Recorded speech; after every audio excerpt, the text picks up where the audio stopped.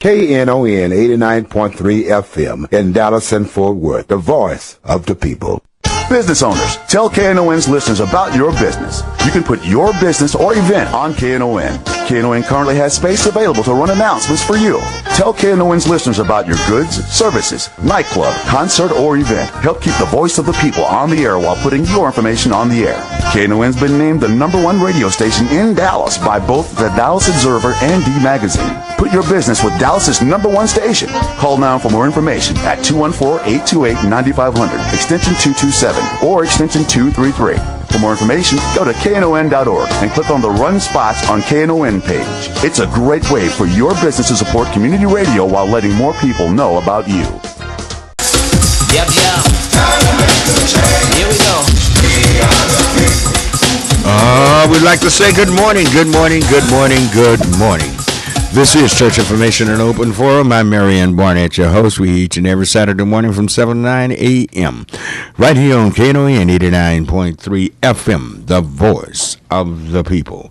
Got a lot of things to talk about. Something great to talk about this morning, and wishing a Merry Christmas, Happy Hanukkah, and all Kwanzaa to everybody. This morning we're getting close. It's the holiday season, the great time of the year. Time of the year you feel good. You should.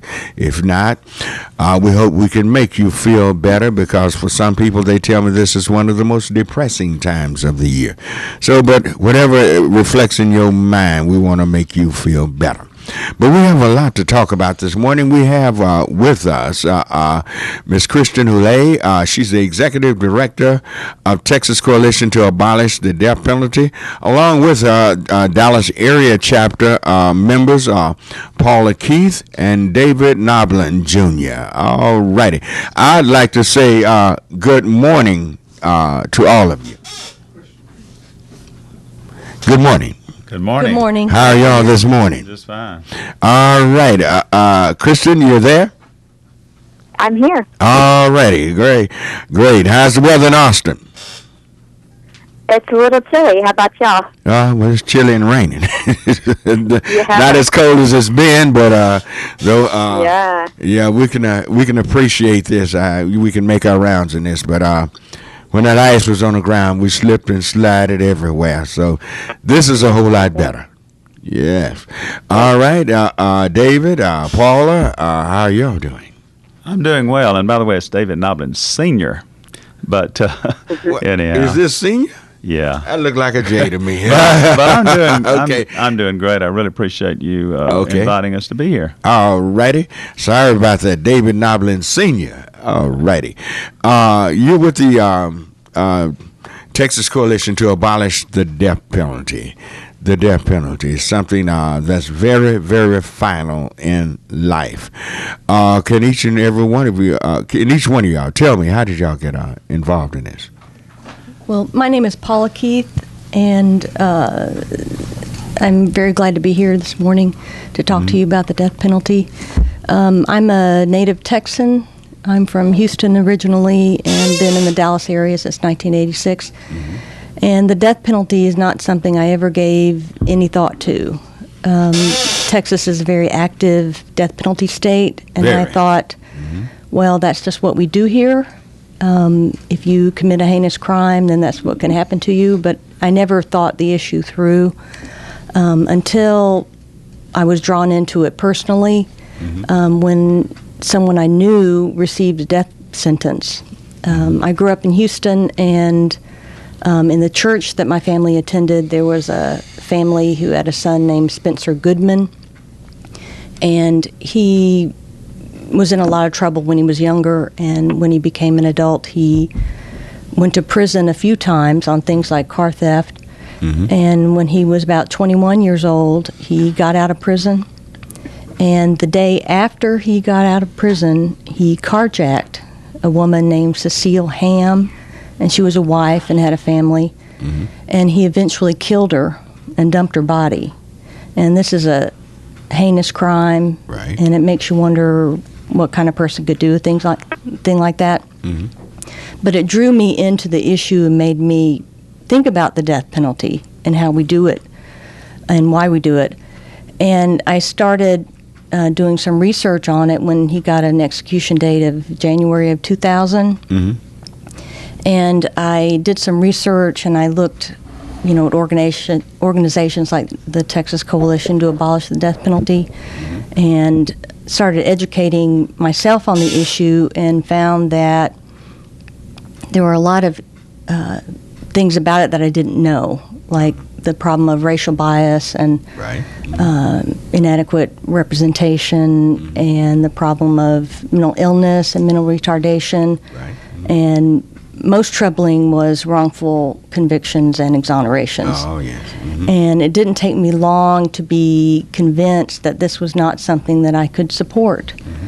I got some education on the issue, and thought about things I had never thought of before.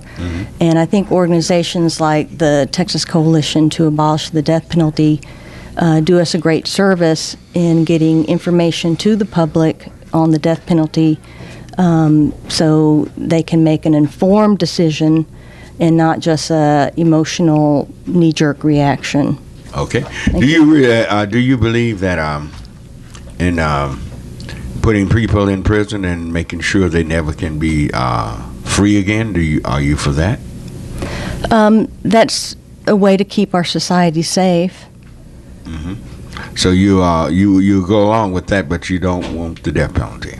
Right. I think we can keep our society safe from criminals without putting them to death. Oh, okay. David, what about you? How did you get involved? Well, thanks for asking me. By the way, we do have life without parole in Texas, so definitely I think that's the option that we need. Yeah, but we don't use that nearly enough, do we? Starting to use it more, I believe. But let me tell you about my personal experience, and we can talk about that some more.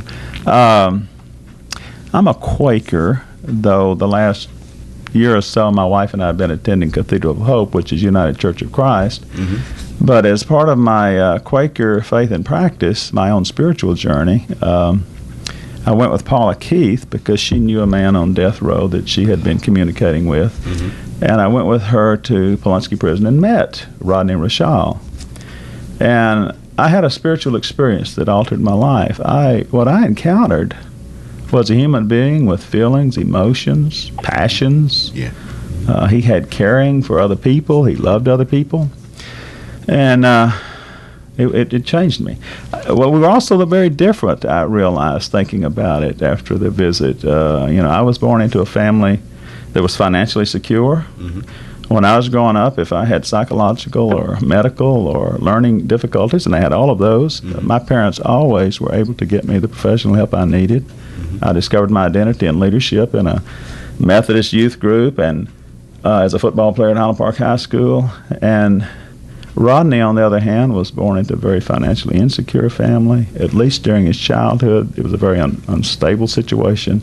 There were men whom he calls uncles, men in the house that he says, raised him. And when he was a child and entering adolescence, the men got him involved in sex and drugs and even crime. And he was an 8th grade dropout or 9th grade dropout. And he discovered his identity and his leadership by leading other young men in crime.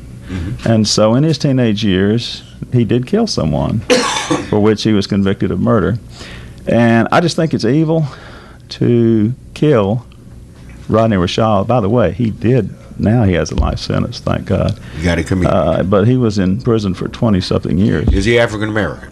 He is, which is another thing. He fits all these stereotypes of who's on death row. Right. But anyhow, that's how I got involved. And the more I found out about it, it's been a real spiritual experience for me. There is that of God in every person, I believe. All right. That doesn't mean that we should not have life without parole, though, for people to protect society. All right, but Paula, did you have a spiritual experience, or is this just cognitive? Are you a spiritual person? How do you feel about this? Well, I, like David, believe that there is God in everyone, and that a person is more than what they've done. All right. Kristen, how did you get started in this? Well, good morning again. Thanks again for having us. I have always had what I call a healthy sense of outrage, and when I was in college, I became involved in groups like Amnesty International. I was working on human rights and civil rights issues, and I was a student at the University of Kentucky in 1997 when the Commonwealth of Kentucky was preparing out its first execution in more than 30 years. Very steep departure from a state of Texas. So that was a really big deal in Kentucky, and I became involved in protests against that execution. And in the course of doing so, I met family members of other death row inmates who really were able to humanize Harold McQueen, the man that Kentucky was preparing to put to death, and tell me about his life story. I also met murder victim family members, people who have lost loved ones to homicide and who oppose the death penalty for a variety of reasons. And I met wonderful mentors, such as Father Pat Delahanty, who had devoted his life to ending the death penalty in Kentucky. And it really hit home to me at that time and in that moment that this was a human rights violation that was taking place in my name as a citizen of Kentucky, and I felt obligated to get involved and to work against it. And really, my core belief and my position on the death penalty is really grounded in my feeling that our government does not have the right to take the life of its own citizens. And everything I've learned about the death penalty in the 16 years since that first execution experience has just reinforced my belief that it's carried out in an arbitrary and discriminatory way, and really just is an affront to everything I believe about justice and fairness. And I've been really very blessed to have been able to channel my passion on this issue into my profession. I've been working professionally on the issue since 2002 and here in Texas for the last 7 years. All right. Do any of y'all believe that man should take something they can't give? Well, no, I don't. No, I don't believe so. All right. What about you, Paula? I would agree. Kristen? No, I don't think that we can't take life. Now, here in Dallas County, we have a district attorney that have exonerated, gotten a lot of people exonerated, that some were on death row. You see, death is so final. You can't say, I'm sorry, and come back. And we found that there have been many cases here in Dallas County, and I'm sure statewide, probably, I'm sure nationwide, that people have been wrongly convicted. Sometimes the district attorney's office wouldn't know of information that could set a person free, but they withhold information and then put people to death. Are there any laws, should there be laws that would go after these particular DAs and the people in his office that would do things like this? Kristen, maybe you can answer that better than me. I certainly think there should be repercussions. I cannot imagine sending someone to death by withholding information. It's beyond. Oh, well, there are many cases here in Texas it has happened. They knew the person was not guilty, but they would not present the information. They'd rather win the case and send someone to their death. And it's usually a person of color. It's usually an African American that this happens to. Mm-hmm. Yes. How large is your coalition? Kristen, could you? Well, sure, I can speak to that. So the coalition was founded in 1995 by a group of concerned citizens in Houston, and since that time, we've grown to be the largest and the only statewide grassroots organization that's dedicated solely to ending the death penalty in Texas. So our office is based in Austin, but we have groups of members who meet throughout the state, and we have about 10,000 folks that we communicate with regularly about the issue and engage in advocacy opportunities. And so Paula and David there are part of our Dallas chapter, and they engage in a lot of activities aimed at increasing awareness on the death penalty issue through various educational opportunities and engaging people in actions both at the legislature and at the county level, and also as they relate to specific cases that we become involved in. Are y'all fighting this on a federal level? Because for a long time, it was a federal law that blocked executions in America. They changed that. When was that, in the 80s? And since then, Texas, haven't they executed more people than all the other 49 states put together? That's true. We have, absolutely. Texas has carried out 508 executions since 1982. The next highest state on the list is Virginia, which has carried out around 110 executions. So, yes, we're far and away the national leader when it comes to putting people to death. We don't work so much on there are other organizations that do address the federal death penalty. Our focus is on the state's use of the death penalty and trying to end it as a state law in Texas. May I say something? You had mentioned something about the arbitrariness of the death penalty. But correct me if I'm wrong, but I believe that 41% of the persons on death row are African American, even though the African American male population is not nearly that great. It's 6% of the state of Texas. Isn't that amazing? And then 29% are Hispanic and only 29% white. And also, it's just stunning that only 2% of the counties account for way over half of the, Was that Harris and Dallas? Harris and Dallas are two of the top 5 in Texas. You have someone that put more people on death row than Harris County and Dallas County? Good grief. No. Go ahead, Kristen. Harris County is put, I was just going to say, yes, I mean, Harris County and Dallas County are the top 2 I figured they would users be. Of the death.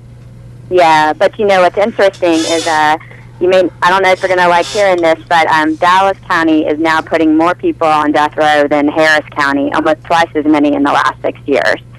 That's so sad, and Harris County is more populated than Dallas County. Why is Texas so vile and vicious when it comes to the criminal justice system? What do y'all believe? What's going on in Texas? Is there more hatred in Texas than anywhere else? What's going on? Not everybody. We get that question a lot.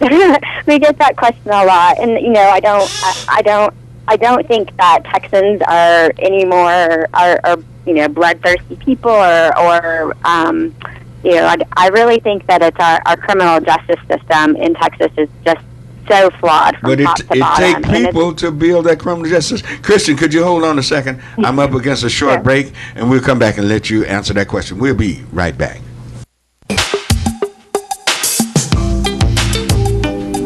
All right, we're back on Church Information Open Forum. I'm Marion Barnett, your host. Our guest this morning, Miss Kristen Hule. Did I get it right? Yes, Kristen, you did. Thank you. I got it right. Thank you, Kristen. Paula Keeth and David Noblin Sr., not Junior. Okay, we got it right now. Kristen, you answered that a question about that. Could you continue? Sure. We were talking about, why is Texas so out of step with other states when it comes to the death penalty, and certainly there is a cultural legacy here, but I think really the fact is that the way that Texas has created and Texans have created a system that is so flawed, that is so complicated, and again that is so far out of step even with other U.S. states that use the death penalty. In fact, the American Bar Association released a report assessing Texas's death penalty system and just found that from top to bottom we had, the system is designed for failure, and once someone is sentenced to death in our state, it's very very difficult to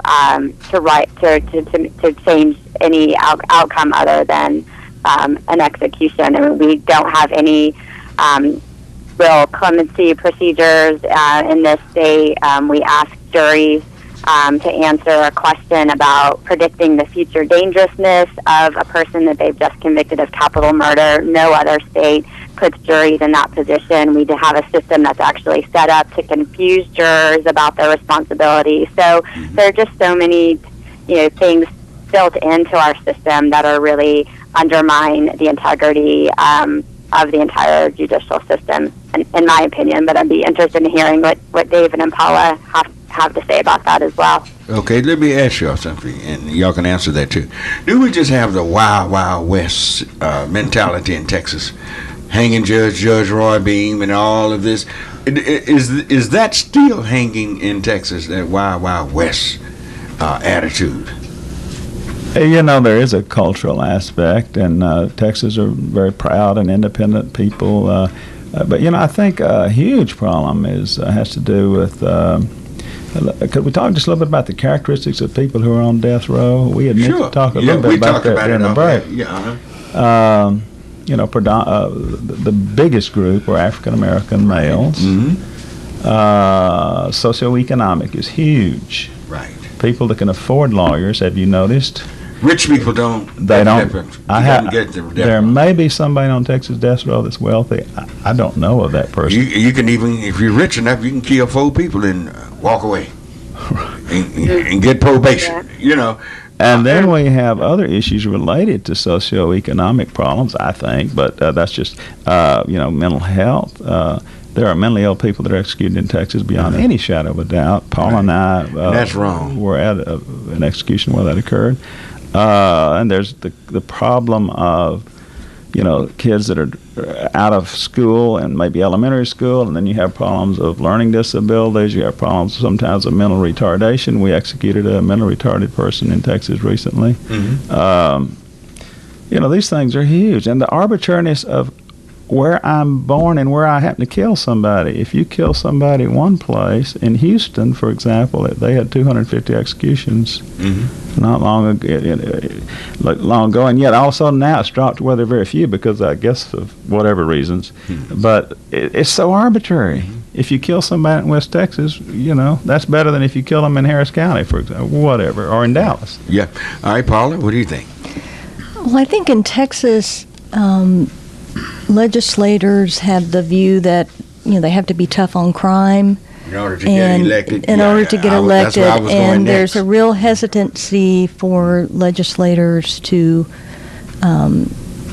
look at the death penalty and come out in opposition to it. We have a few in Texas who have been willing to do that, but not many.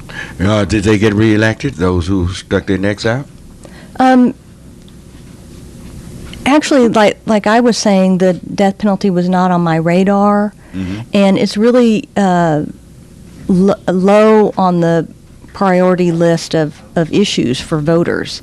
And so the legislators who have voiced opposition to the death penalty have not had any repercussions from it. Okay. All right, if you'd like to join this conversation, call us at 972-647-1893. If you have questions or comments, 972-647-1893. Our guest this morning is Miss Paula Keith, Miss David Nobbins, and Kristen Olay. All righty. Let's go to line 2 and say good morning to Gerald. All righty. Good morning, Gerald. Good morning, brother. How you doing? Fine. How are you? I'm well. Let me make it simple about this Texas prison system. Number one, it's a business, and don't nobody ever forget that. And number two, slavery is abolished unless you're convicted. Go read the books. It's on the books. Slavery is abolished unless you're convicted and sent to prison. You are considered a slave. They tell you that when you get there. And not only that, if it's not your family member, everybody in Texas just about got some loved one or relative, white, black, or whoever, in the prison system. But if it's not one of your close loved ones, the other ones don't give a darn about who else is in there. We're all victims, and we all, as citizens of Texas, can not only victim, but we victimizer because we allow the system to be corrupt as it is for us making a profit. the way it do. It's not designed to make a profit and house you and make it luxury for you to be down there in the Texas prison system with TV dinner, catered dinners, and all of that. It's to rehabilitate you to come back into this society, to not be a recidivism, to enter back into the state in the prison system, to be a productive system. Yes. It costs more. But Gerald, as a prisoner. Let me say something. That part I agree with you 1,000%. This part we're dealing with is the death penalty. There is no recidivism if you dead. You're not coming back. You're not going back or nothing. You're dead. And that's one of the things. There's always an opportunity. There's always hope if you're still alive. Definitely. And that's what they are fighting for, is trying to keep people alive. They're not trying to set anyone free that have committed a crime. But getting on the death system, the death penalty system.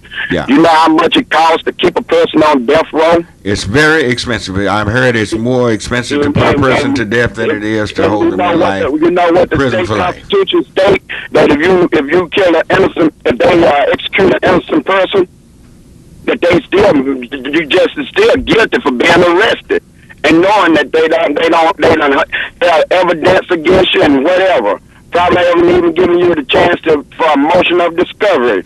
You know, everything is coming back because we got technology to define things now.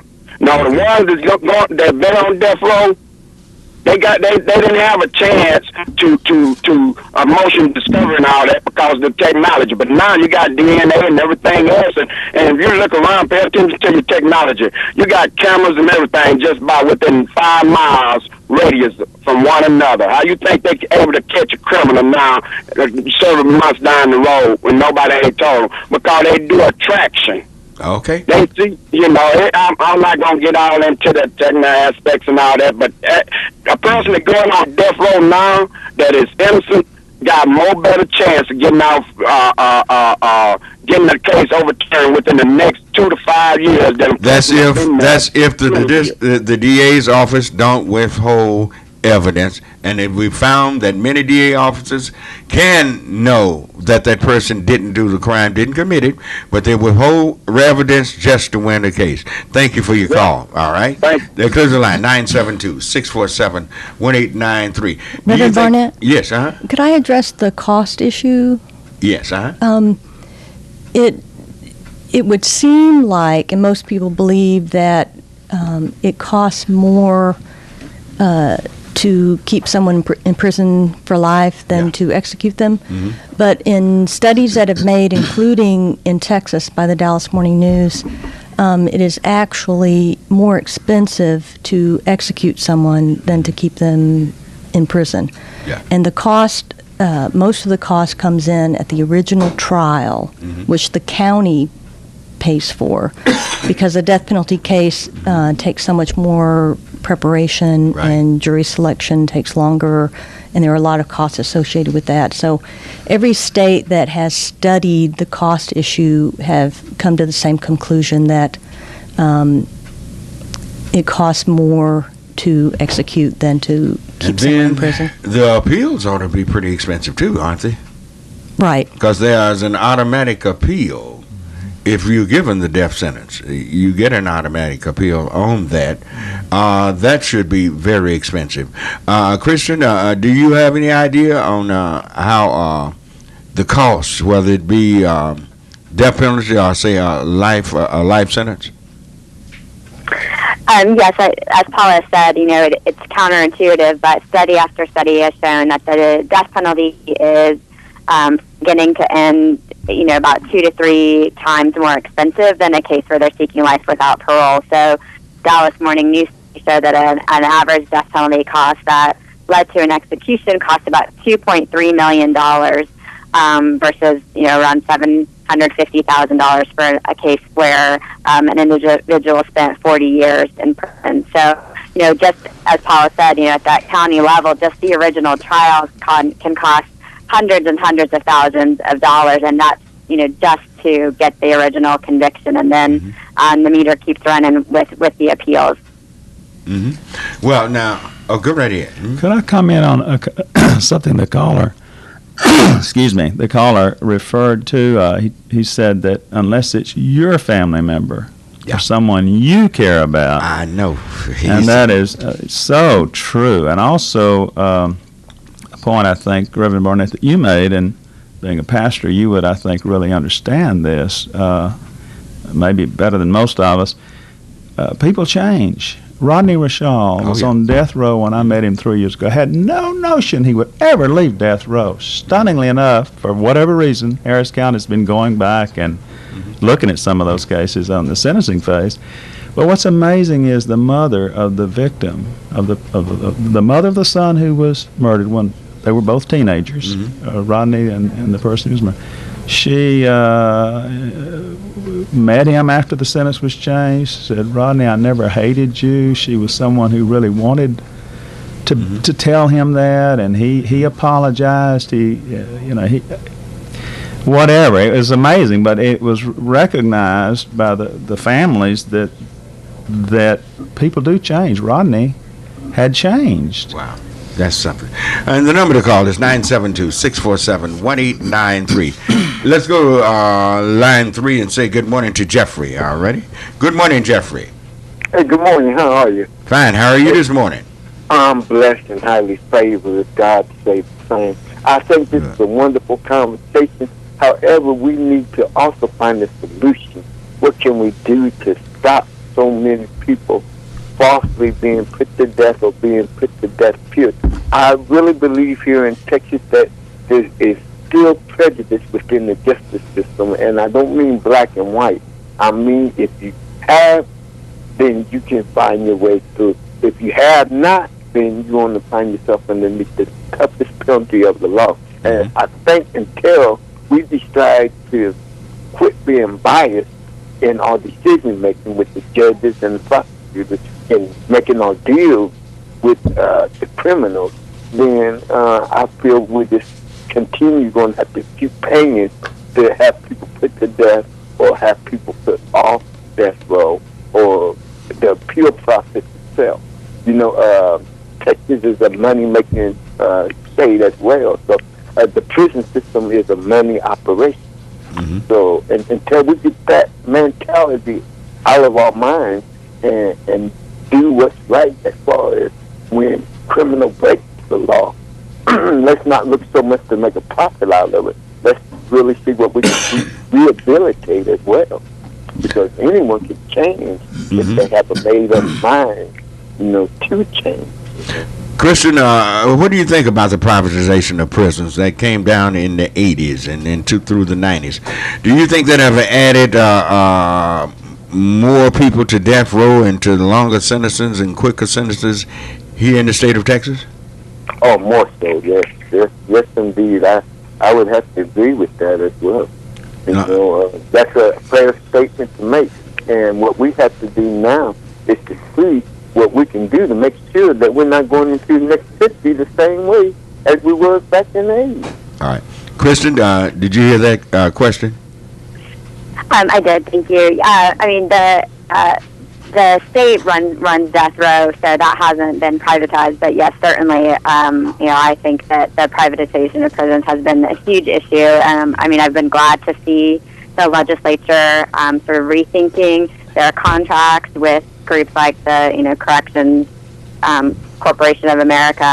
Our legislature has actually moved to close a couple prisons in the last 2 legislative sessions. So, I think that we are starting to see, and DA Craig Watkins, has also been a leader on this area of approaches that are smart on crime, that aren't just focused on incarceration as the only outcome when someone commits crime, but rather looking at the root causes of that and channeling folks into drug treatment programs or veterans courts. I think those are all really positive trends, and we have really good people trying to come up with some constructive solutions to this mass incarceration that we've had in Texas for so long.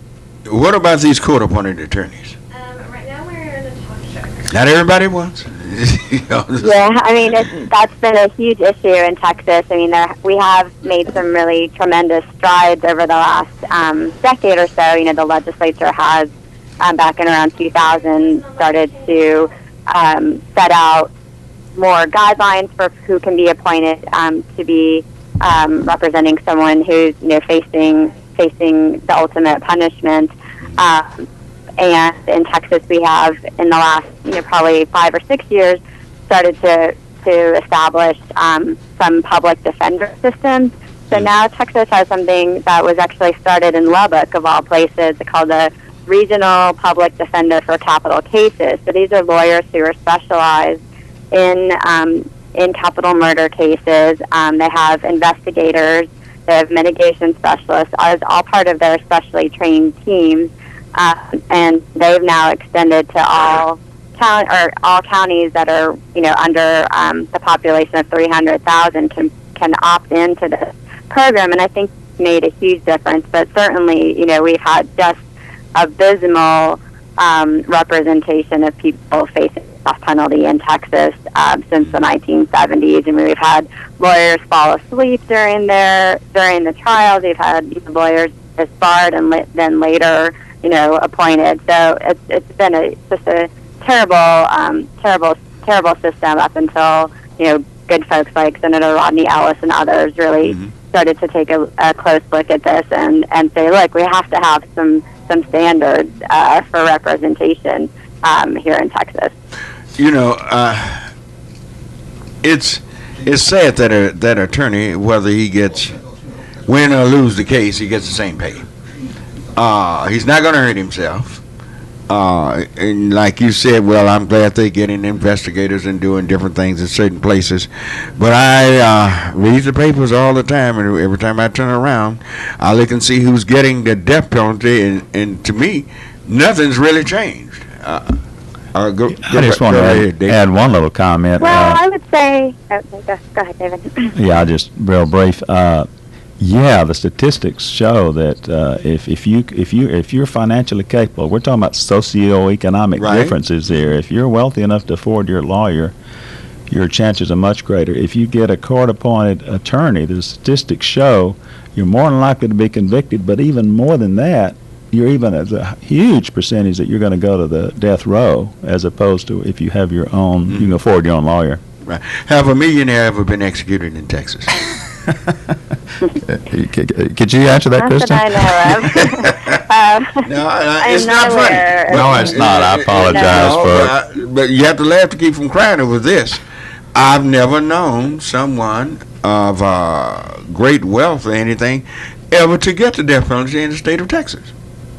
We know of famous cases where they beat the system, but we don't know where they got. There are a lot of those. There are a lot of those. Yeah. But I'm talking about somebody that's rich and powerful, and his daddy, you know, got big money or whatever. I've never known them to get the death penalty in the state of Texas. It's so unfair. Do y'all work directly with the voters to get out and try to push to get the legislature to change this particular law?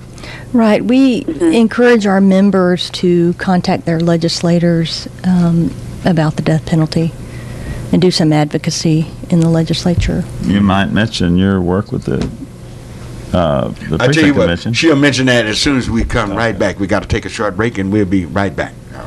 All right, we're back on Church Information and Open Forum. I'm Marion Barnett, your host. I'm going to take some calls. Those of you who are hanging on the line, you can just stay right there. I'll take your calls, and you can call us at 972-647-1893. Paula, you were saying something. What were you commenting on? Legislative advocacy. Mm-hmm. We have some friends in the legislature who will introduce bills to abolish the death penalty, and we encourage people to contact their legislators about this issue. And it's not something that the legislators hear much about. So it's very important for the constituents to let their legislators know how they feel about this. Kristen, is this liberal versus conservative politics? No, absolutely not. This is a nonpartisan issue, and in fact, we're seeing increased support from conservatives who are voicing their concerns about the death penalty, as as part of going against their views of limited government and fiscal responsibility. So we work with anyone who walks through the door on this issue. We don't think that partisan politics have any role to play in a conversation about something that really is a matter of life and death. But aren't most of the people that own death row in America are in those 11 states that seceded from the Union during the Civil War? That's right. Right. That's right.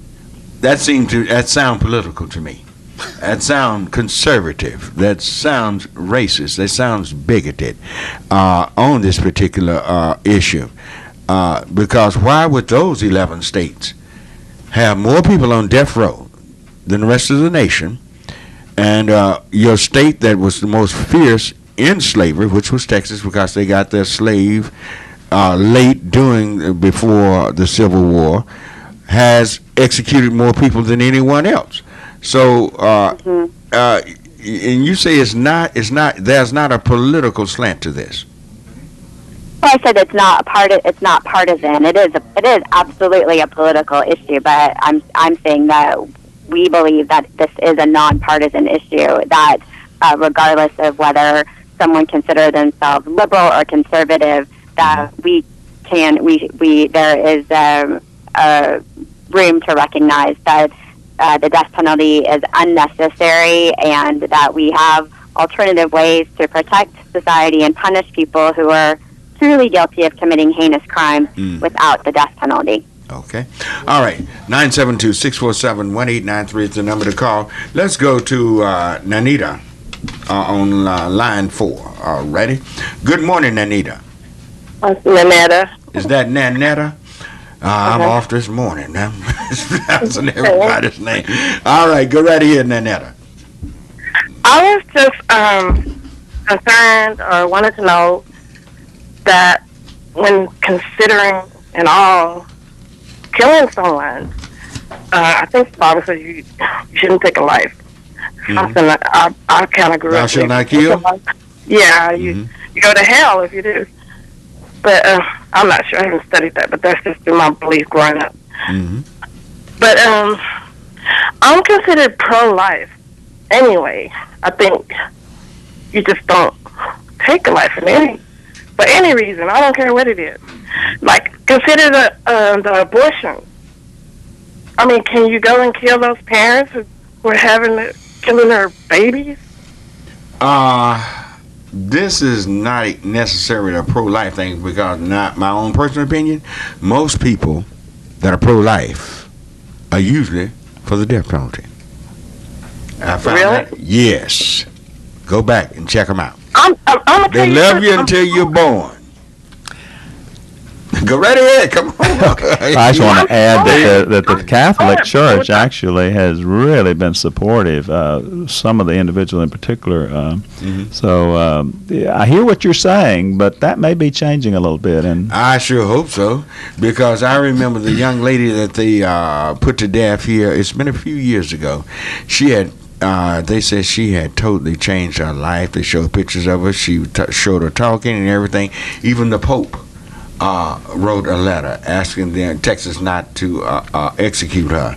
But they went ahead and did it anyway. I've seen the Pope on several occasions get in the midst of this death penalty situation.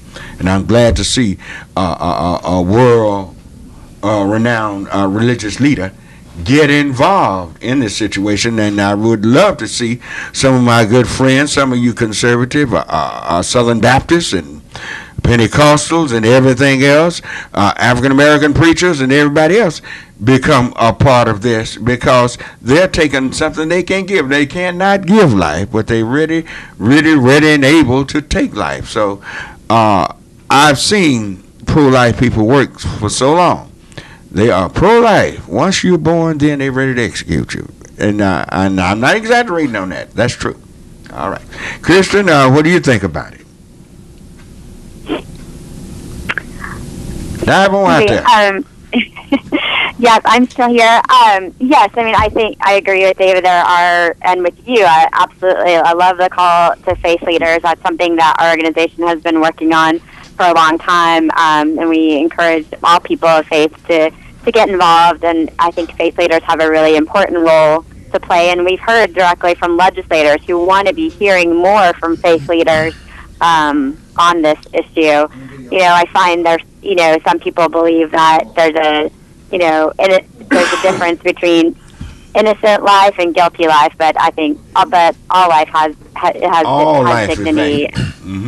Now, have you heard anything from your governor, or have you heard? I know you are not dealing with the federal, but how does President Obama and how does Governor Perry? How do they stand on these issues? Governor Perry is a staunch supporter of the death penalty. Excuse me. When he was running for president, last year during one of the Republican debates, he was asked if he ever gave any thought to the fact that maybe one of the 269 people who've been executed while he's been governor has ever been innocent. And he said that nope, he doesn't. He's never lost a wink of sleep over this issue. So, I'm glad the governor sleeps well, but I certainly am concerned about the fact that Texas has put innocent people on death row, and we have really, strong evidence that we have executed innocent people. As for President Obama, I believe that he has, when he was a legislator in Illinois, he was involved in some of the criminal justice reforms and death penalty reforms there, which eventually, led Illinois to abolish the death penalty altogether. As president, he's hedged a bit more on this issue and, said that he supports it in certain cases. Oh, he did? Yes, he has said that. I'm surprised. I'm surprised, but I think he needs to be poked a little bit on that, because I know, as intelligent as he is, he can see the racial discrimination in the death penalty. All righty. Let's go to line 3 and say good morning to Michael. All righty. Good morning, Michael. Hey, good morning, Reverend. This is Michael again, and I wanted to talk to you about I guess Jesus Christ, even though there's supposed to be separation of church and state, he was the guy who was put to death and opposed the death penalty. And when he said, when people asked him, eye for eye, tooth for tooth, he had the guts to overturn something that had been written in the Bible. And they killed him for overturning something that had been written in the Bible. And he said, don't hit back. If somebody hits you, don't hit back. Slow down. Let's talk it over. Let's see what we can do.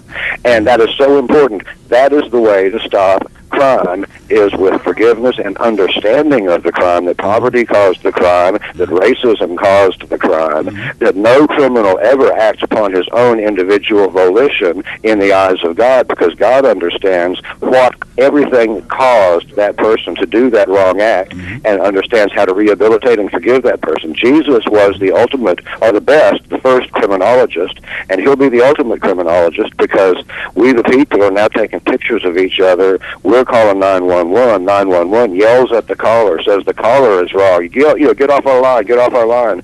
I say, I don't care. I just stopped a crime. I just stopped a crime, and y'all can come get me if you want, because I just stopped a crime. And they never come get me, and I've called them 200 times. We, the people, can stop the crime with our phone. Let me ask all of y'all, some Christian and everyone, what about the proliferation of guns in our society? What do y'all think about that?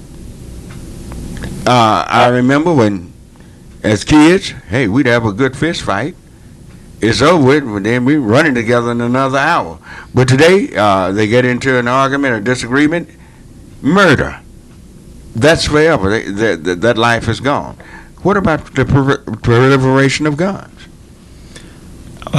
Among several careers, I was an elementary school teacher for much of my life, and in San Antonio, way back in the 70s, I was just appalled when I would hear little third graders talking about guns that they had access to. And then I went to see some of the movies that were coming out. And of course, it's all a lot worse now. Oh, yeah. And I was just stunned at all of the violence and how much we love ingratiating violence, you know.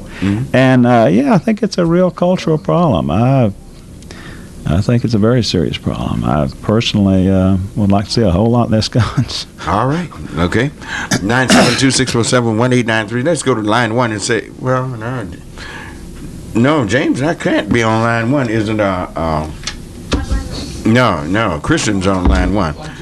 Let's go to two. Let's go to see what we have on two. All right. Good morning, you okay, no in. Hello? Good morning, Reverend Barnett. It's James. It's James on two. All right. Go right ahead, James. Yes, good morning. I appreciate your program and the guests also. Here in speaking about to abolish the death penalty, that young rich kid speaks the whole system up, the way the justice system is and the way justice has been done here. It's not fair and it's not equal. But here in Palestine, as you spoke earlier about court-appointed attorneys, we have a lot of that going on here. We have probation officers that are really turning people from rehabilitating them and helping them and consulting them and getting them help, actually turning their attitude, being mean and ugly to these people here. And I think that's added to making them become criminals because their attitude changed and become angry at the system because of the probation officers. Hold right there, James. I want to ask our three guests. I've heard, and many people have said that these court-appointed attorneys are sometimes just mean and nasty to the people that they're supposed to be representing. And if your attorney is mean and nasty to you, you know you're in trouble from you lost this case from the very beginning. I've heard this over the years. What do y'all think about that? Come on, not everybody wants. All I do know, as I've told you, that the chances of you getting convicted are much higher with the court-appointed attorney, and then the chances that you're going to get the death penalty are even higher than that, than if you hire someone. So that indicates that obviously the lawyers are not either capable or willing to do what the person deserves. I think a lot of times the word willing is to, he works for the DA, right? No, they're separate. The court-appointed attorney. They're separate. They do what? Yeah, they're separate. They're separate. They're usually in private practice, so they're appointed by a judge, and there's basically a list of people who are qualified to represent someone who's facing capital murder charges. So, I mean, yes, there certainly have been some, egregious examples of attorneys who have not been faithful advocates for their clients. But, I work with so many just amazing, wonderful, dedicated attorneys who are so committed to their clients. So, I have to say, on balance, there's some real bad apples out there for sure, but I think there's also just really such selfless, caring individuals who really do have the best interest of their clients at heart and fight with every breath of their body for their clients and then to stop someone from being executed. So it's hard to paint them with a broad brush, but yeah, there's some bad apples there that have certainly sullied the reputation for a lot of the legal profession. Okay, let's wrap up. Is there what number can if someone would like to contact you, Kirsten? How could they contact you? Sure, our office number is 512-441-1808. You can find us online at tcadp.org.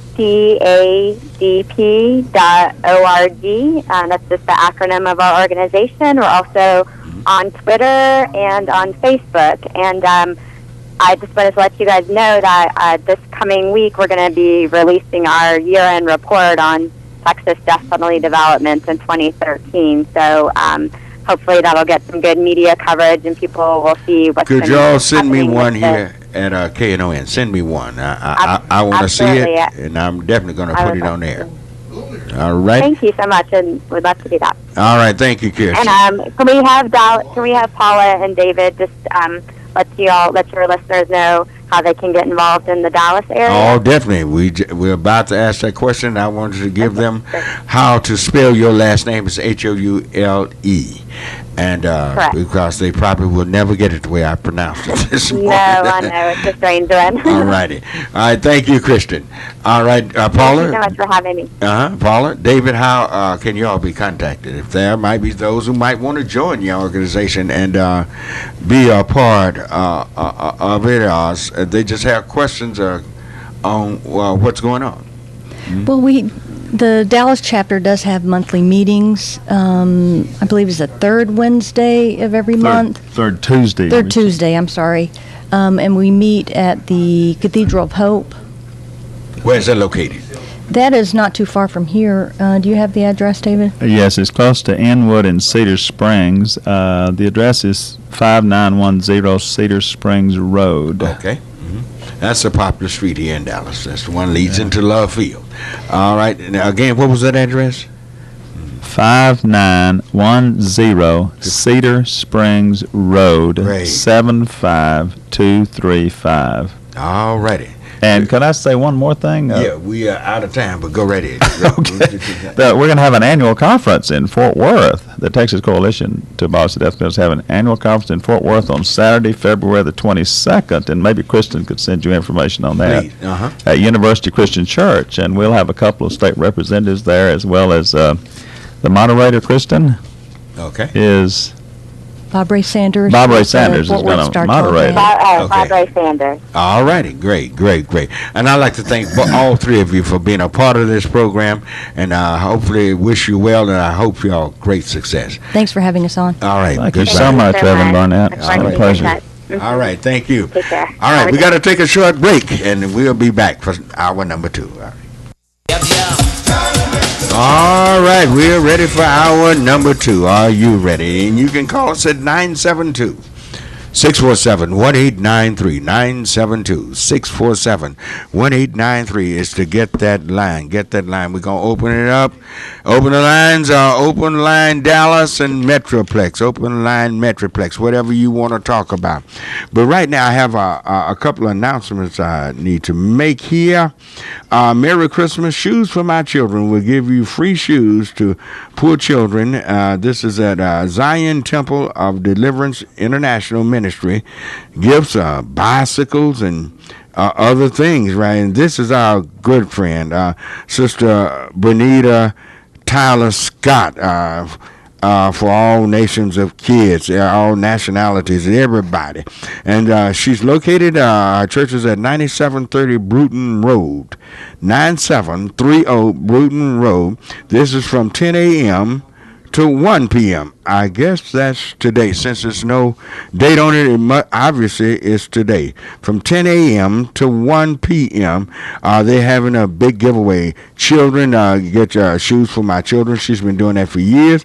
And plus, it says some of the gifts of bicycles and different things. Oh, that's really nice. Thank you, Evangelist Tyler. No, Pastor Tyler. Pastor Scott, let me get this right. I've known for years as Bernita Tyler, but Bernita Tyler Scott. Thank you. Great job you've done over the years and still doing. Thank you, Pastor Scott. Also, the New Cliff Baptist Church at 1704 Overton Road here in Dallas, Pastor T.L. Brown, Sr. The New Cliff Toy Drive giveaway place. The New Cliff Baptist Church will be December 21st. That's next Saturday from 10 a.m. to all of it's gone. Ages from 1 to 12. One toy per child. No parents, no child means. I guess no parents. No child means. I guess that means that the parent has to be there. If somebody could give me a call and make sure I got that right. It said no parents, no child means, and no toys. So I guess the parent, you have to be there with your children in order to get you a toy. That's next Saturday from 10 a.m. To 1 a.m. 1 p.m. I'm sorry. It's ages from 1 to 12. All right. No, it's 10 a.m. till everything is gone. All righty.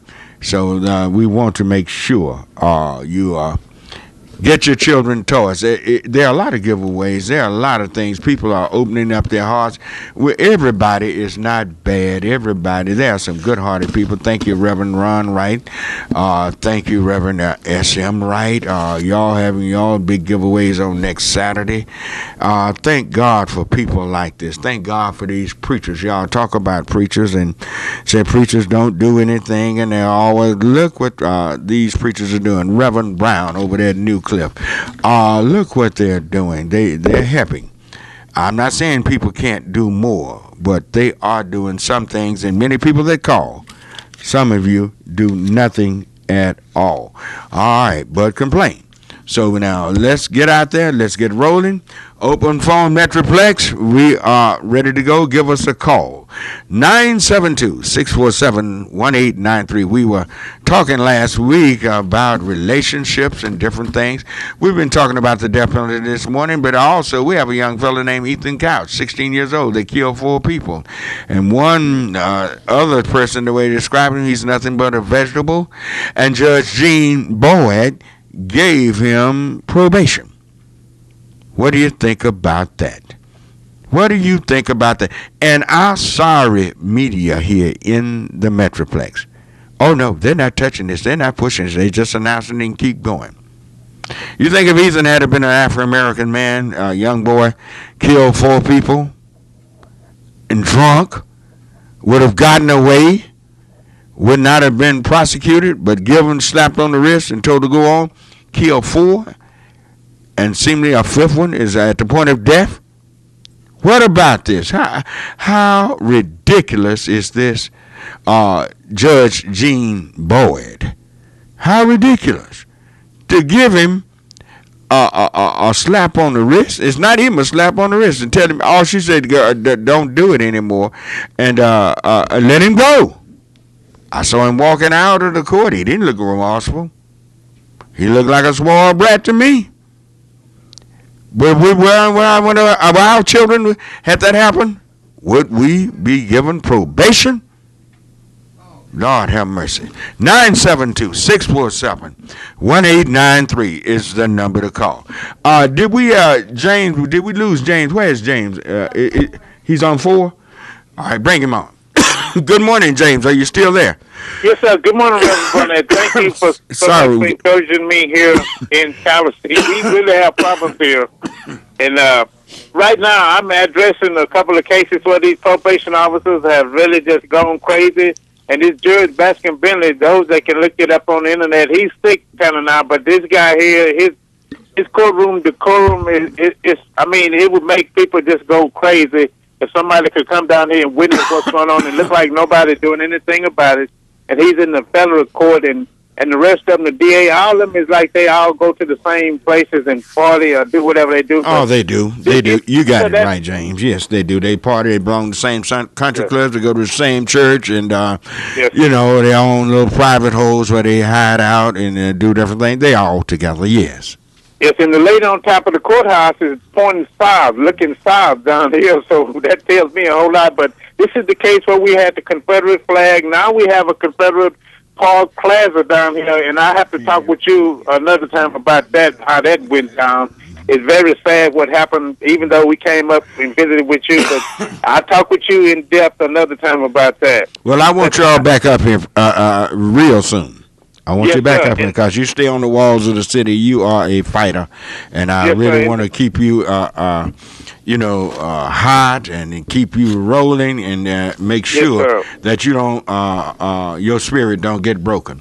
Because if you don't be careful, people will break your spirit. Yes. Yes, sir, they will. Reverend Barnett, in the courtroom system, years ago in 1994, a Reverend Dexton Schultz, Hispanic preacher, broke the ice down here. He did a study. I gave you a package called Texas Civil Rights Project. I read it. On Palestine. Right. All of that about how the Anglos, Hispanics, and the African American were treated in the courtroom. This is still going on. It's really crazy down here. I have Mr. Isaac Wynn. They have me and Mr. Preston Brown and some others that really work with me. But down here, the preachers look like, I'm not trying to beat them up or anything, but they looking the other way. And Mrs. Sessions from the Texas Informer over in Russ Jacksonville, she's doing a study now. I'll tell you about that another time. But she asked, pastors, where are you? Because it's so bad down here. But let me say this right quick. On that, as far as our African Americans going to the prison, we don't want to serve on jury duty or anything. And these people, you know, they're sending us like a pipeline to prison, even if it's DWIs or our juveniles.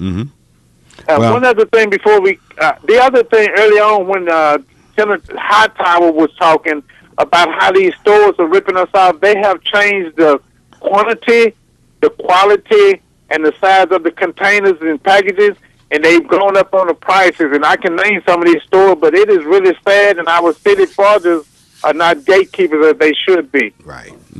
Well, you're so right, but one thing about it, as long as you're there, you're going to call them out and call it like it is, and we definitely appreciate you, James. Yes, sir. Let me close up with this. This evening, Senator Royce West will be speaking at the Benny Keithville, and he's going to be a guest speaker for the African American Commissioner of Precinct 2, Rashard Mims, and I've been invited to video and do whatever, and probably interview him and all of that when he get here this evening around 7 o'clock when the program will be on the way. Reverend Senator Ross West. So we appreciate the Metroplex coming to the country to help us out. All righty. All right. Thank you. So much, all right. Thank you. That clears the line, 972-647-1893. Let's go to line 2 and say good morning. Is that Manetta? Are you there? Manetta. Yes. All right, Manetta. All right. Good morning. Good morning. Yes. You on there? I want to complete the comment that I had earlier. I can remember back in the 80s, when I was in college, there were like 3 main questions that we just sit in class and talk about openly, outside of the subject. And it was like, do you support the death penalty, or are you against it? And it was, are you for or against abortion? And it was, do you believe in the higher being? And I kind of still stand on those views, the answers that I had back then. I know there's a higher being. And abortions, no, I don't think you should ever kill an innocent child. And the death penalty, I said, and I kind of hesitated, and I still do. I said, no, I don't think you should take life. But as hard as it is, I have to say I'm for it. And I don't know if it's any good. And I'm for it, but I wouldn't vote for it. You for the death penalty? Yes, I am, but I would not. Okay, although black males are less than 6% of the population in the state of Texas, but we are 41% of those who are executed. Hispanics are 29%. The others are white. You would still be something that's going to annihilate your ethnic group? No, I said I'm for it. I mean, because when you watch the movies and all these people killing, you get someone just outright killing people. You sit there and say, oh, get him, get him, get him. Not everybody does. I know a lot of people say, get him, get him, get him. You want that man killed. But when it comes to voting, I'll say no, I'm not for it. Oh, you're not for it? Okay, I misunderstood you. No, I wouldn't vote for it. Okay, I'm glad. I misunderstood you because the death penalty is administered so racist. And secondly, I don't believe in taking something we can't give. We can't give life. Life is precious. Every life is precious, whether we angry with those people or not. I just don't believe that we should take on the place of God and trying to bring something God has given to an end. I just think it's wrong. Yeah, I do too, but like something must be done for definite. All right. I don't think you should take the life either. All righty. Thank you, ma'am. All righty. Yeah. You have a good day. That clears the line, 972-647-1893, 972-647-1893. Let's go to line 3 and say good morning to Tony. All righty. Good morning, Tony. Good morning. How you doing? Fine. How are you this morning? All right. I want to speak about Mr. Mandela. Yes, go right ahead. And I've been hearing locally and nationally, locally radio station personalities and national radio stations they say, well, you know, yes, he became a good humanitarian, but he was a terrorist. And then I think back. I said, you know what? George Washington and the founding fathers were terrorists. Right. They were revolutionists. Right. They were freedom fighters. Mm-hmm. But they don't categorize them as that. You know, they categorize them as patriots. Yeah. Nelson Mandela was the ultimate patriot. He was fighting tyranny of a government. Right. But it's the code language that they use.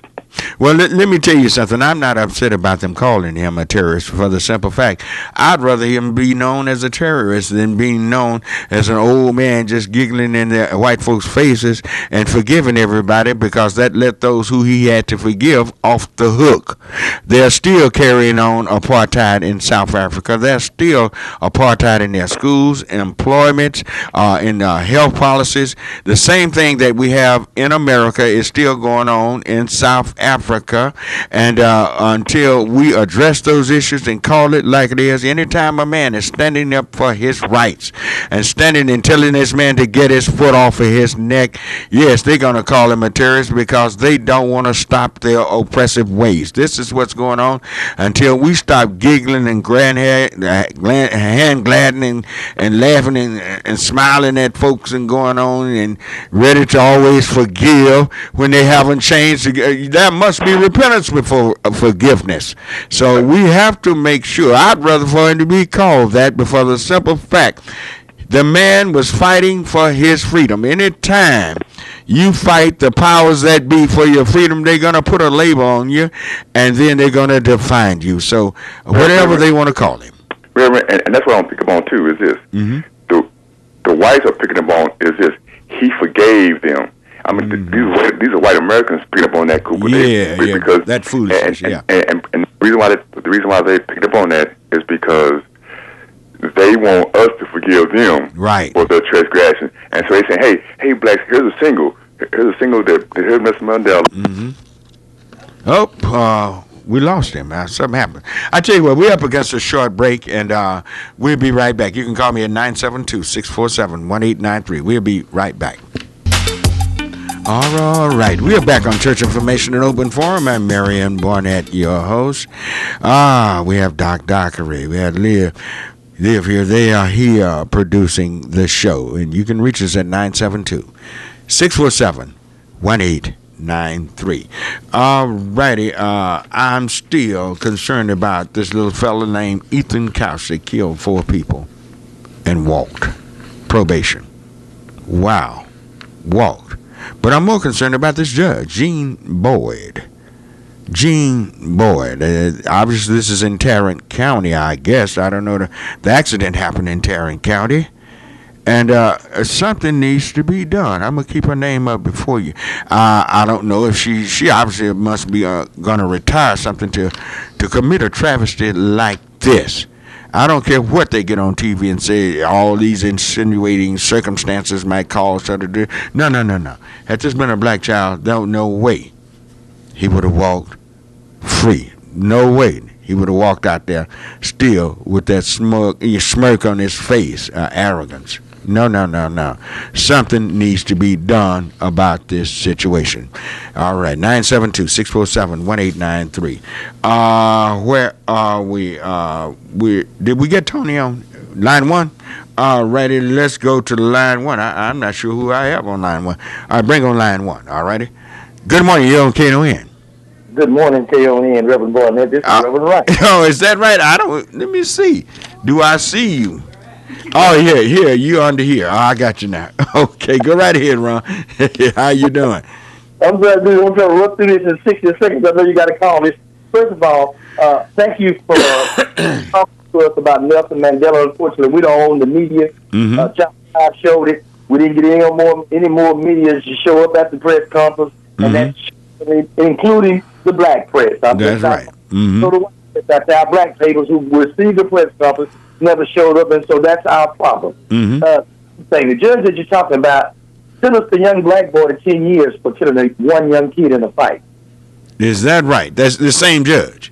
The same judge. Gene Boyd sentenced a young black kid to 10 years.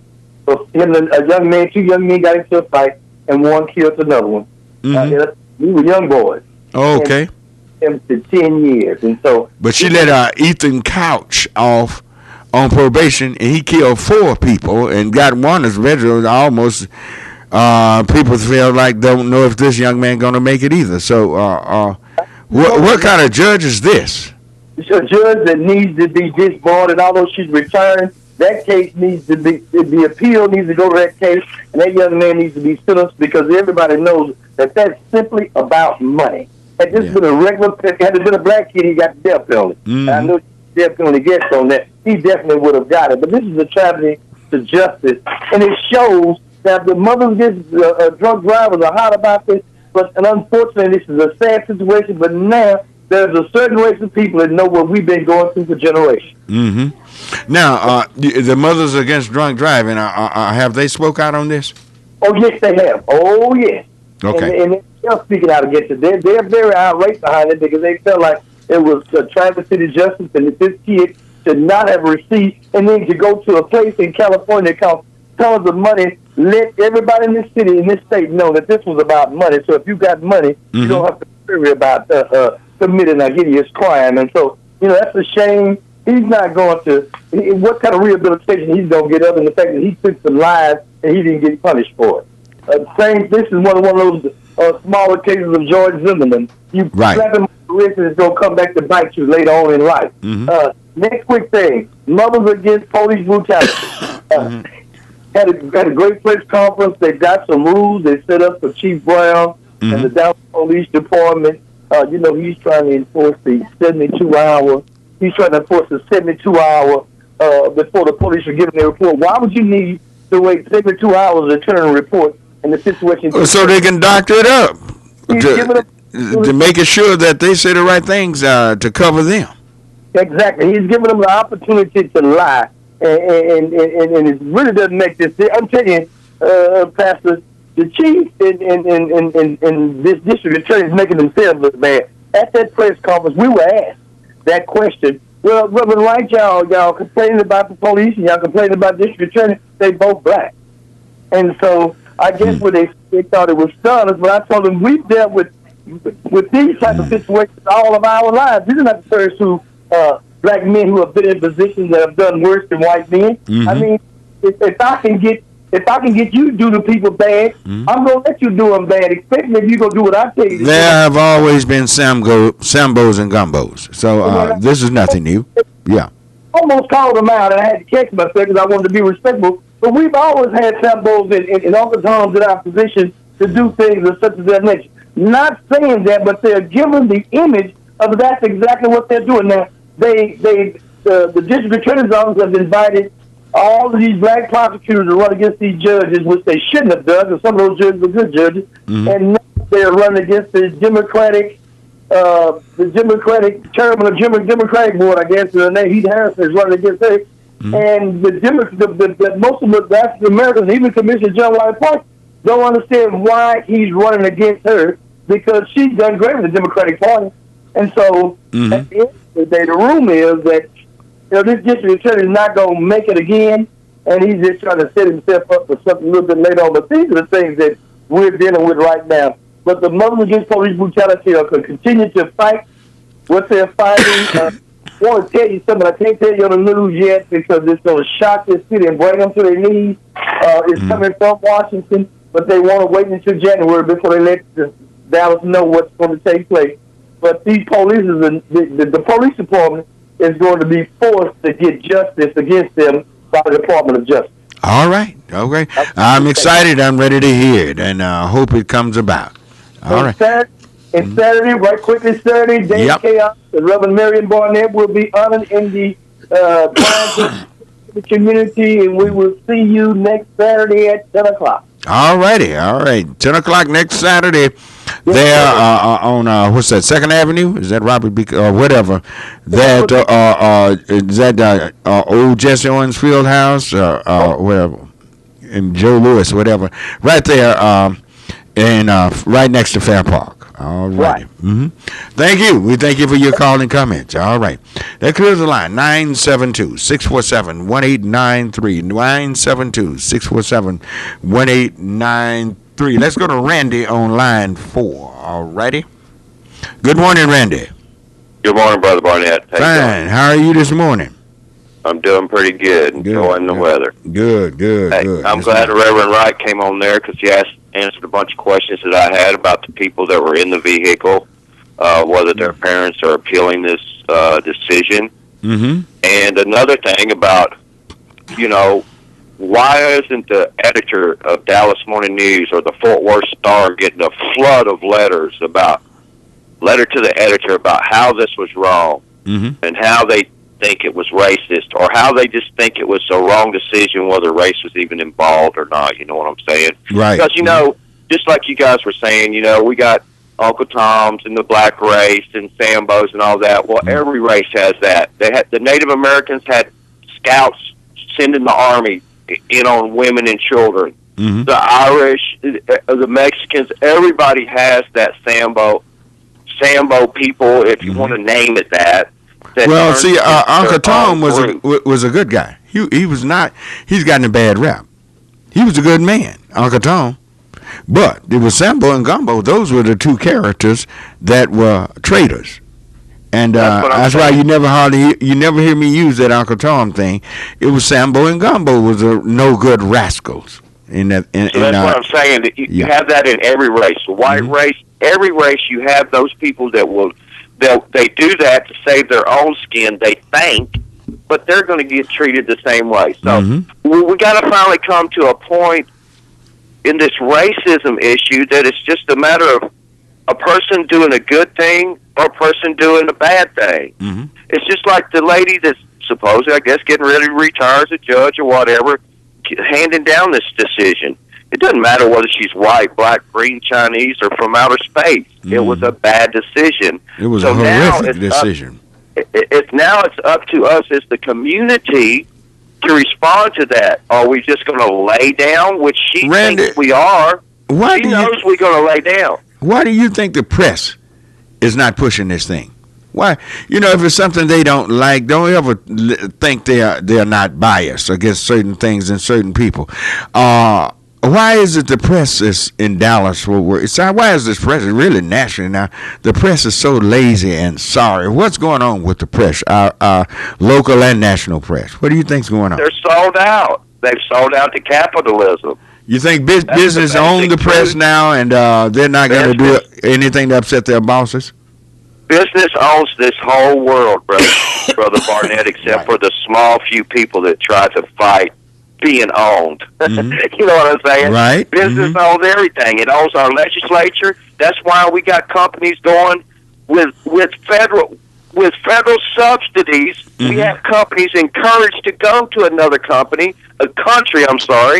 and use them people in a slave mentality way. And we send our tax dollars to support that. So it's no surprise that the newspaper doesn't say anything, but now it's all back on our soldiers. So what I want to see, is what's going to happen in the next couple of weeks over the decision. Are we going to lay down, or are we going to do like Reverend Wright's trying to lead a voice to that decision? Because that's the only way we get them changed. Just like we need to be in the streets about this one. This is just downright heinous. It's pathetic. We have a Garland police officer that has been the first police officer to be indicted by the Dallas County Grand Jury in 17 years. Wow. This officer got indicted for shooting and killing somebody after firing 41 rounds. How many times you got to reload to do that? Man, God. So here's the question. Is the community going to let that officer go to court and get off on probation? Or is the community going to be at that court every time that court is open and that officer is on trial to make sure he gets life in prison? Right. That's the question. Because he took a human life. All righty, thank you. Thank you for your call.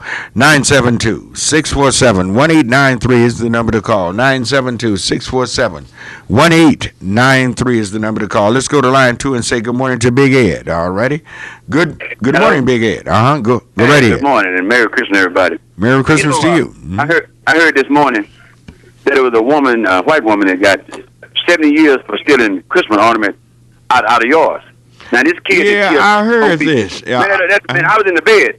Man, I looked up. I said, "No, they didn't get that woman 70 years for stealing Christmas ornaments." My God!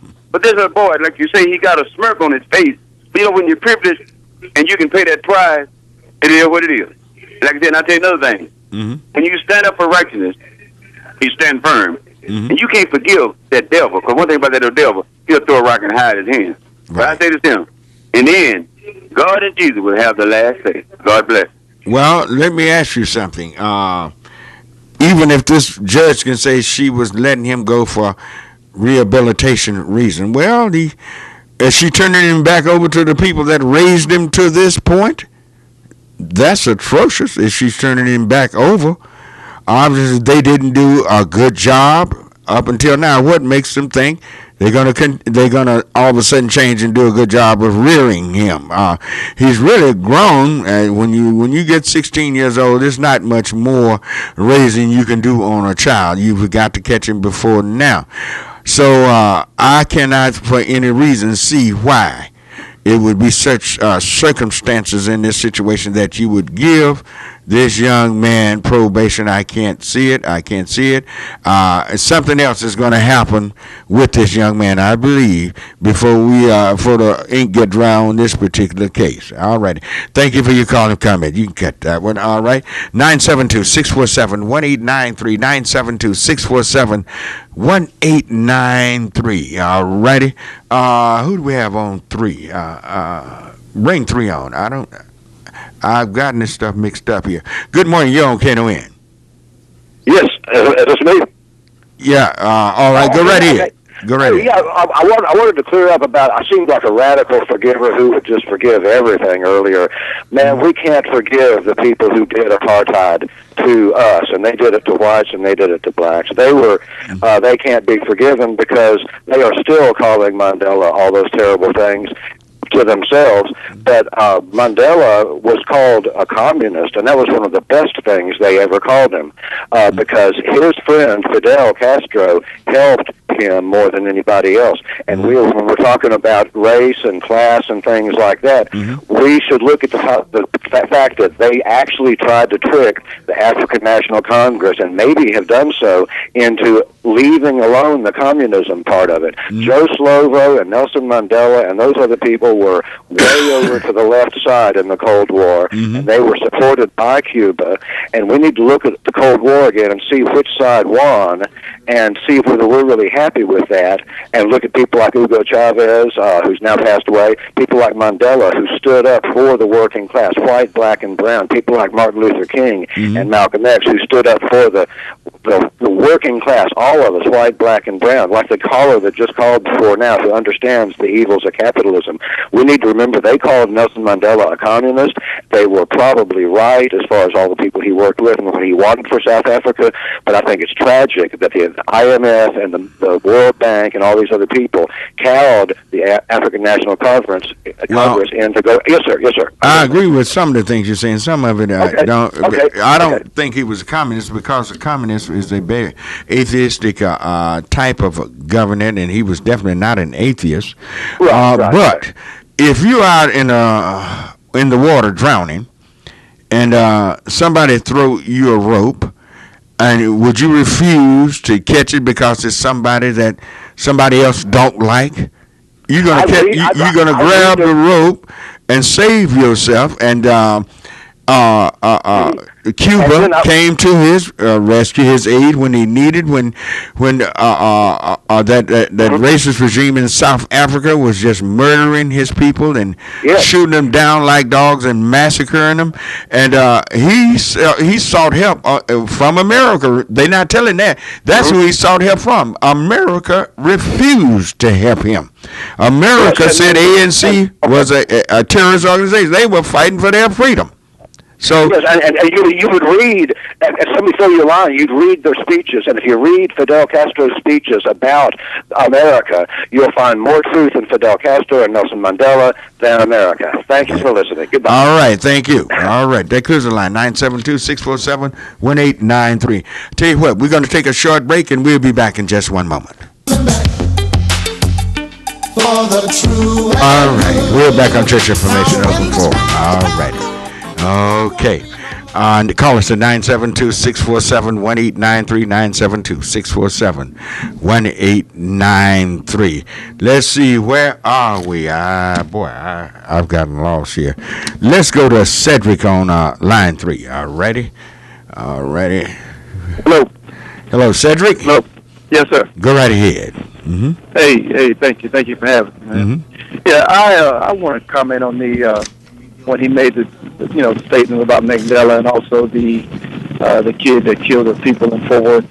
As I watched CNN and some of the the people, I flipped through the channels, and the people who were talking about Mandela and his legacy and what he meant to the world and to the people, and everyone had a different perspective, but the media played to. And I don't like the white black thing, but they got opinions from people who didn't even know they didn't talk to people like Danny Glover, people who actually participated in what it meant. They didn't talk about that this man was a lawyer. He was an educated man who gave up. They didn't talk about the fact that his son, his son died. His first son died in a car wreck and never forgave him for fighting for freedom and sacrificing his whole family. They didn't talk about the Christ-like figure that he was, and that he inspired young people like me. And he was willing to die for freedom. And he was like Moses. Moses didn't want to be with people. He rather suffer with his people, but he could have been with the Pharaoh because of how he was raised. And it just the perspective that the media played for Mandela and the Reagan era. And how they didn't help. They didn't want to participate. And they were willing, and now they just sweep everything on the rug, like, the history. The so-called conservative class, they have a way of repainting history. Well, it was more than conservatives sanitizing Nelson Mandela. See, how old are you? I'm 41, sir. Okay, you're not old enough to remember Martin Luther King or any of that. No, I'm not. Dr. King, what you have been taught and what you've seen of Dr. King in TV, maybe even in your school or wherever, that is not Martin Luther King. That was not what Dr. King was really like.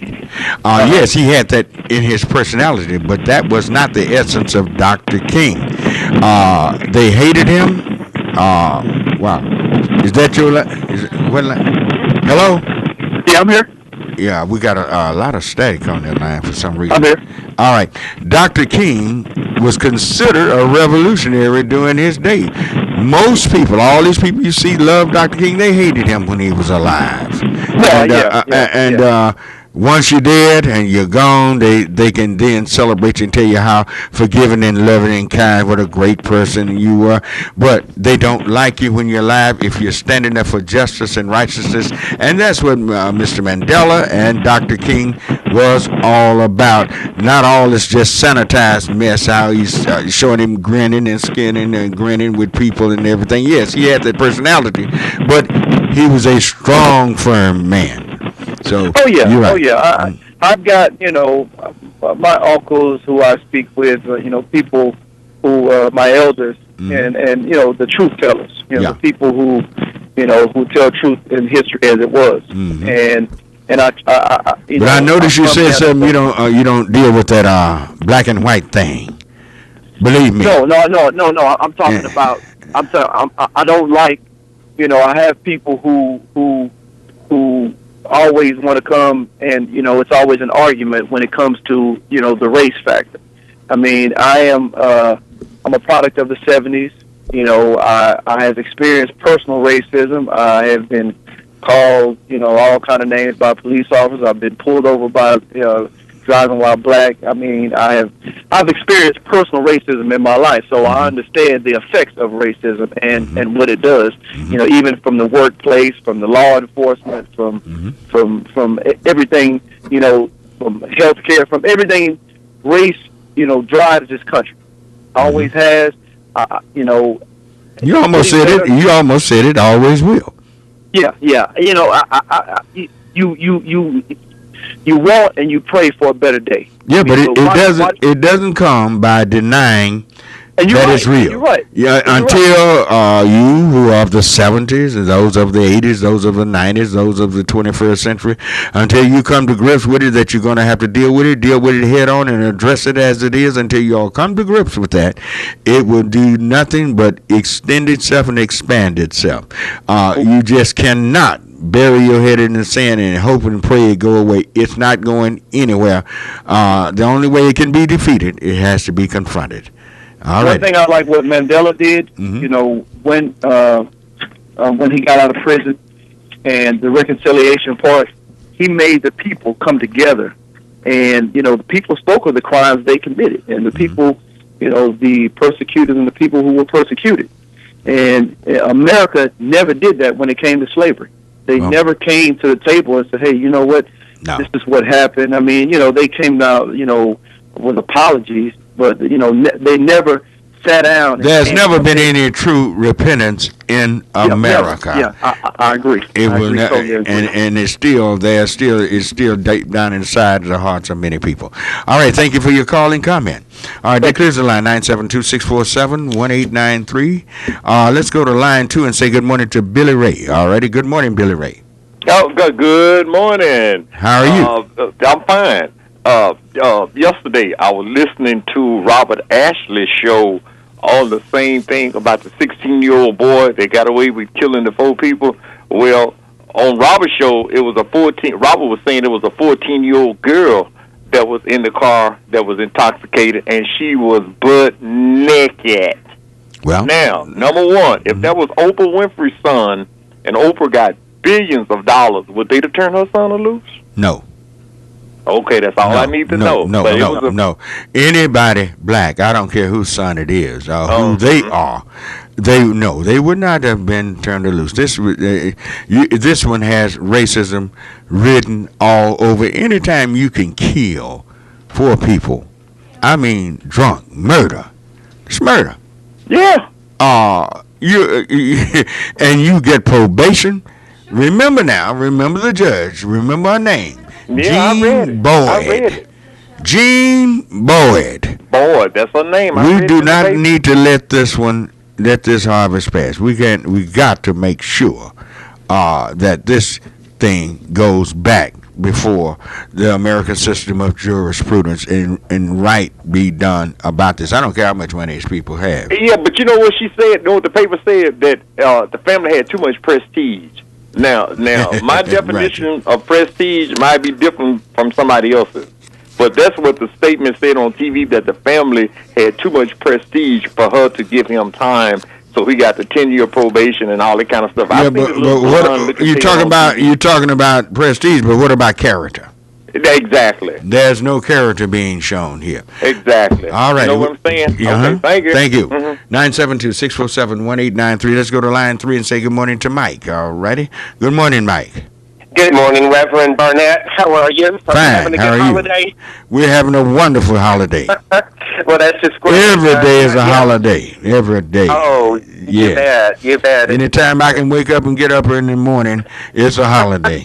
Yeah, I'm with you on that. Yeah.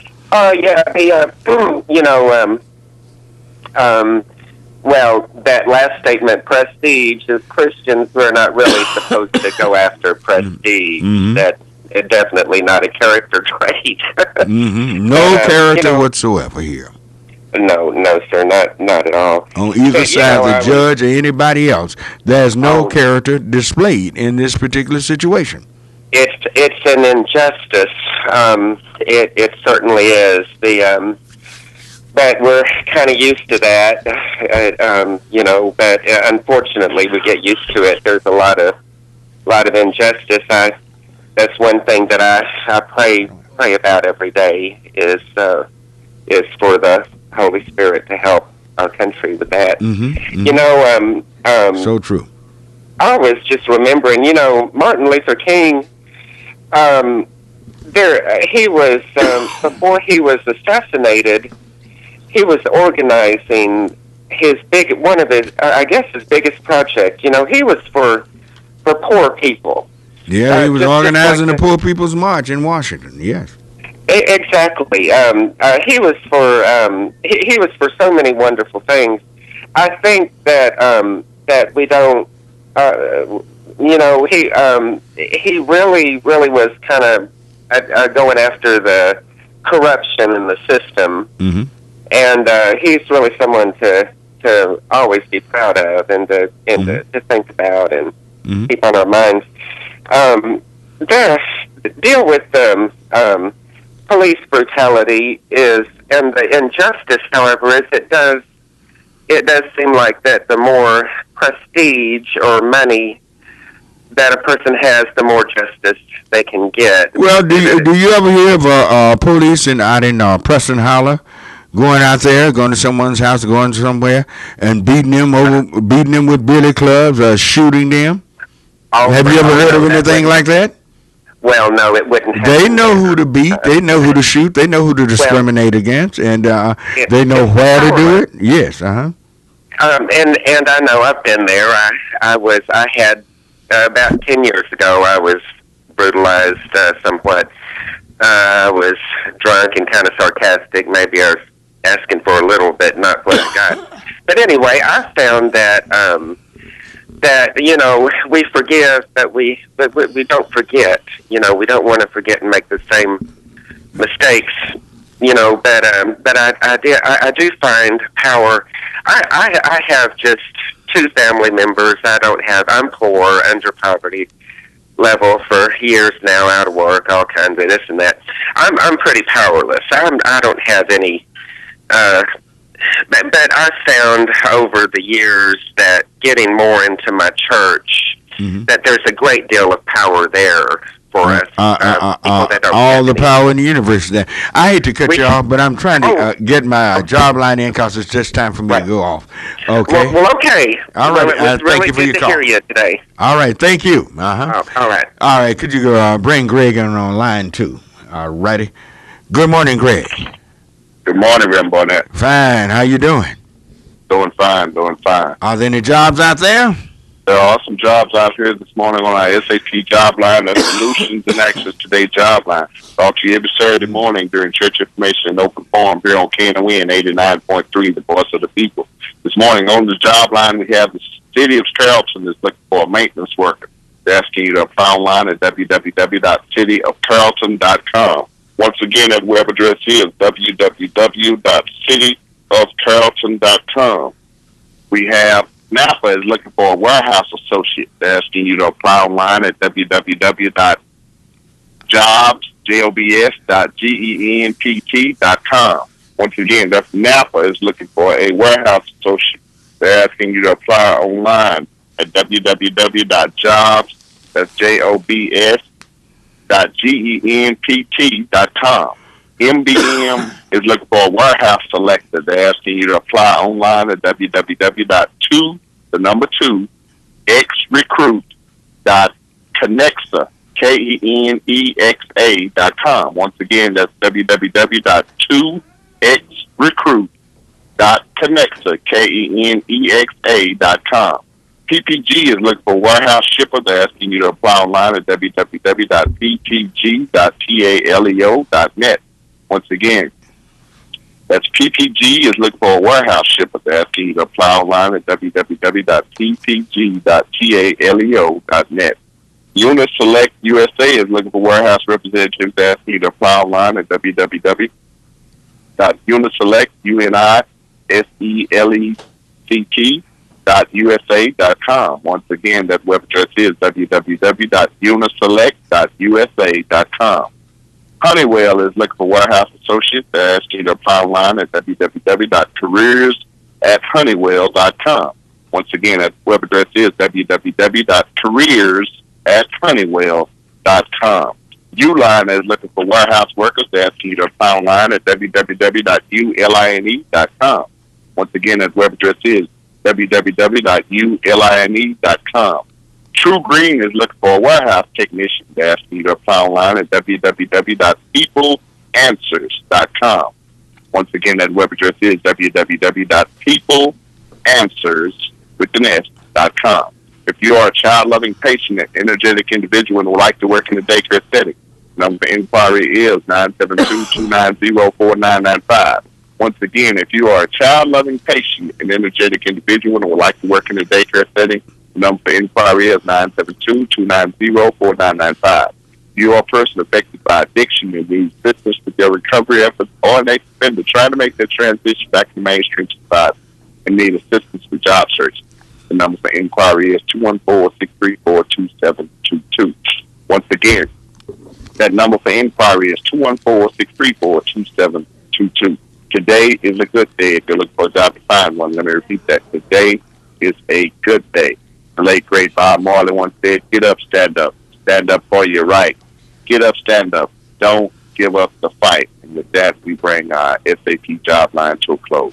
Thank you, Greg. Great job as always. Great job as always. Mr. Greg Barber with our Solution in Action Today job line. Those of you who are hanging on the line, I guess we're not going to take any more calls, but we thank you for listening. Thank you for calling, and keep some things on your mind. Ponder these things, and hopefully, if I don't hear from you, hear you, you don't hear me, you have a great Yuletide season and a happy New Year, but we hope to hear you again on next week. Coming next, we got our labor show, something very important. People who set the standard for all of us in America on how well or how poorly we get paid. And they got one company I love for them to go after that. And you fellas at Walmart, you got help here on KNON. So may the Lord bless you and keep you. And you're always welcome at my church at Boone and Masters, Heavenly Joy Church. Come by and see a service again at 11 o'clock, Sunday school 9:30, Bible study at 7 on Wednesday evening. So may the Lord bless you and keep you. You have a wonderful, wonderful week. Bye-bye. KNON 89.3 FM in Dallas and Fort Worth, the voice of the people. Business owners, tell KNON's listeners about your business. You can put your business or event on KNON. KNON currently has space available to run announcements for you. Tell KNON's listeners about your goods, services, nightclub, concert, or event. Help keep the voice of the people on the air while putting your information on the air. KNON's been named the #1 radio station in Dallas by both the Dallas Observer and D Magazine. Put your business with Dallas's #1 station. Call now for more information at 214-828-9500, extension 227, or extension 233.